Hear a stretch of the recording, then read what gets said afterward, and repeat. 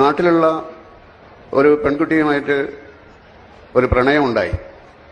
ഈ സാമ്പത്തികമൊന്നും നോക്കിയിട്ടല്ലല്ലോ പ്രണയിക്കുന്നത്, പ്രണയിച്ചു പോവുകയാണല്ലോ. ആ സമയത്ത് ഇന്നസെന്റ് പുള്ളി എൻ്റെ കയ്യിൽ ഒരു 400 രൂപ തന്നു. ഞാൻ ചോദിച്ചു, നിങ്ങളുടെ കയ്യിൽ പൈസയൊന്നുമില്ലല്ലോ, ഇത് എവിടുന്ന് ഈ 400 രൂപ കിട്ടി? അപ്പോൾ പുള്ളി പറഞ്ഞു, ആലീസിന്റെ വള, ഈ വളക്ക് മാർവാടിയുടെ കടയിൽ കിടന്നിട്ട് നല്ല ശീലമുള്ള വളയാ, നീ കൊണ്ടുപോയിക്കോ എന്ന് പറഞ്ഞു. അങ്ങനെ ആ 400 രൂപയും കൊണ്ടാണ് ഞാൻ നാട്ടിലേക്ക് എത്തുന്നത്. വൈകുന്നേരമായപ്പോൾ അമ്മ പറഞ്ഞു, അവളുടെ കഴുത്തിലൊരു താലി കെട്ടണം, സ്വർണത്തിന്റെ താലി കെട്ടണം. ഞാൻ പറഞ്ഞു, സ്വർണത്തിന്റെ താലി കെട്ടാൻ എൻ്റെ കയ്യിൽ പൈസയൊന്നുമില്ല, നടക്കില്ല, അതില്ലാതെ പറ്റില്ല എന്ന് പറഞ്ഞിട്ട് അമ്മ ഒരുപാട് ഭാഷ വെച്ചു. ഞാൻ മമ്മൂട്ടിയുടെ അടുത്ത് പോയി, രാത്രിയാണ്.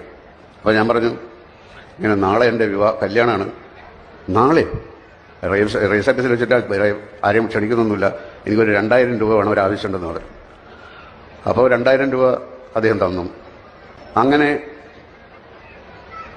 ഞാൻ ഇതുകൊണ്ട് സ്വർണത്തിന്റെ ഒരു താലി വാങ്ങിച്ചു.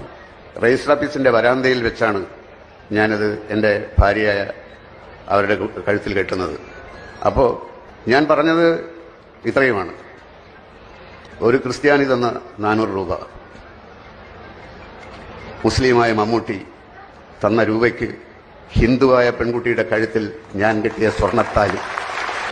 എന്ത് മതം, ആരുടെ മതം, എവിടെയുള്ള മതം, ഒന്നിലും നമ്മൾ വിശ്വസിക്കാതിരിക്കുന്നത് നല്ലത്, അല്ലെങ്കിൽ എല്ലാത്തിലും വിശ്വസിക്കണം.